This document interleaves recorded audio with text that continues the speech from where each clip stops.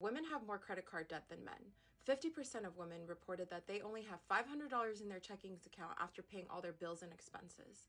51% of women over the age of 50 don't have anything saved for retirement. Yet when we gather, all our conversations seem to be about men and dating, when in reality, we have bigger fish to fry. I think these conversations we're having are a coping mechanism and avoiding what the real issues in our lives are. A man is not going to come save you, babe. You have to save you. I think those conversations aren't being had because it's hard to look at yourself when the society kind of gives you a break on most things. It's just accountability, right? And there's nowhere else to foist that responsibility onto but yourself. I mean, there are attempts that are constantly made saying, like, in terms of the student debt crisis, and saying, hey, I was 18. I didn't know anything about interest rates or loans. I didn't know anything about this when I signed this and I took out this loan. We hear that in, in the conversation, in the larger conversation. But ultimately, your financial situation is largely your response. And let's be fair. We understand that there's a financial literacy problem. There's these things that aren't taught in schools when they're probably the most critical things you need to understand if you're living in a capitalistic United States, sort of society or Western world. You need to understand money. You need to understand how money works.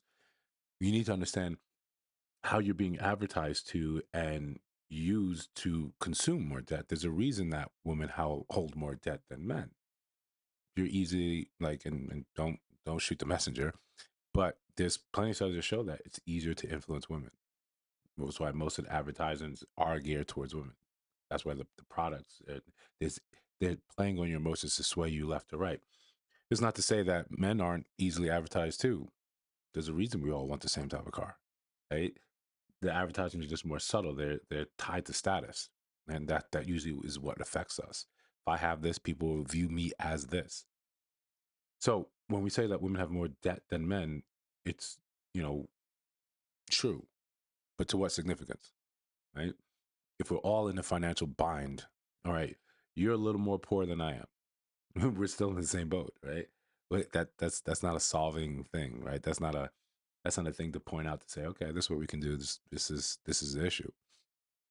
So before we get a little too more into this, just talk about finances and that intersection relationships, hit the like button, uh, drop a comment, share the video if you feel so inclined, subscribe, even if you don't feel inclined. Um, we're continuing with the Sicky series today, and feeling better, but I could use a little bit of a nap. But we're going to continue because I think this is an important topic. We'll play it back so we can, pause and do the thing that we usually do. So one of the things that I think that we don't point out enough is just about how debt really affects us, right? Women have more credit card debt than men. 50% of women reported that they only have $500 in their checkings account after paying all their bills and expenses. So if we're looking at that in that sense of debt, right? Because if you only have $500 in your checking account after expenses, one that's probably better than the average. Hey, unfortunately, but when we look at what people have in their savings account for emergencies and what you can actually, how do you weather an emergency? An emergency will happen at some point in time.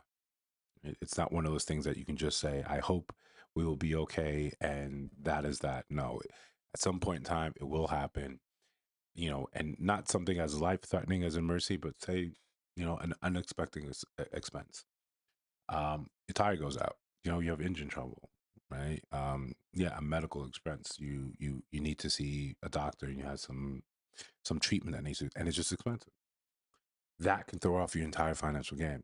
And when you're already carrying massive amounts of credit card debt, like we said in a previous video about owning your own paycheck, when you get paid, there's so many other hands that already have their hand out and say, me, me, me, me, me. Those are your subscriptions. Those are um, your monthly loans that you have to pay, your car note, your insurance. And some of these stuff are, unavoidable, right? Your rent. Please pay your rent. As a landlord, please pay your rent. Um, but those are things that have to go. Your mortgage, if you have a house, property taxes and such. There's a litany of things that come out your pocket immediately when you get paid, or they should be coming out of your pocket immediately when you get paid. Okay. So what's left over, hopefully you have the bare necessities that you currently owe. Bare necessities again, your utilities, sewer, water, whatever it is, and depending where you live, mortgage, insurance, car note. These are things, and if you can get rid of car note, please do. Then what's left over, you should be seeing what you can save, emergency fund, and then you can start talking about investments.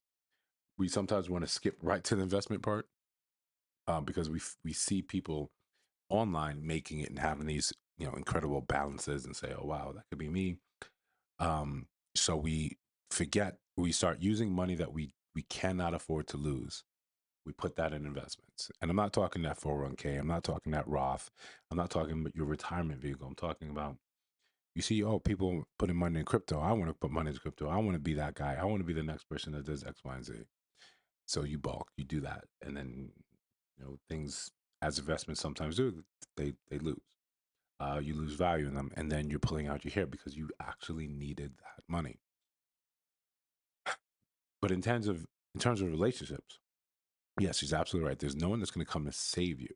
We have to, even, let's be fair, it does happen, right? You get with someone and they're maybe a little more financially savvy than you, and they can help and adjust and help you. But more and more people are being turned off by another person's sort of credit profile and situation. If you owe, if you're lining up, a man has to choose between two women, and one has massive amounts of, credit card debt or consumer debt or even student loan, and another one doesn't, all things being equal, it's an easy decision, right? Because that burden, the man has that expectation, that burden is going to fall upon him to say, okay, what can I do to alleviate this? What can I do to help this or pay it outright? But that's a bad plan. That's a bad plan, relying on other people on average who are struggling just the same as you. If he has just a little less consumer debt than you, a little less um, student loan debt, he may not be able to actually pay what you owe straight away, or even combine to alleviate that debt to any type of significant manner. That's why we have to, and I know we kind of inject statistics into some of these conversations, and I know that it's kind of frowned upon, and people laugh, and people push back against it, and people talk about their own truth and how their own world. But when we're talking money, money's money, money's numbers. Right? Your truth versus my truth. The only truth right here is standing us in their face and saying, "It's this. How much does this bill this month?" That's the truth. Nothing else besides that, right? We got to look at our debt. We got to look and say, how can we tackle this? Or is it easy to tackle this thing by yourself or with someone else? The earlier we become more financial literate, where we understand debt and the credit card trap, the better off our sort of outlet is. The American dream can't really exist as it has in the past because no one's making enough money. Or those making enough money are now getting, hip and wise. They're, of course, there are men that making enough to support you and themselves. But now they're looking and saying, why? Right? Why? Why? What, the juice isn't worth the squeeze. I don't want that sort of debt. I don't want that sort of stress. And especially if the person they're with turns around and says, once that's paid off, and they're out. So men aren't looking to be Prince Charming and come and save the day anymore. They're looking to say, hell, there's a subsection of men saying, hey, I need you to come save me too. So again, the name of the game here is get as financial savvy as early as possible. But if you aren't, if you're late in the game, you just have to become more disciplined in what you're trying to do. The help isn't around the corner. It's not in the lottery. It's not in that great, aunt removed that died and left you everything. That's not realistic. You have to take this seriously. You have to take your finances seriously and your financial, future and outlook seriously. That's the best thing you can do about this. I'll see you guys in the next one.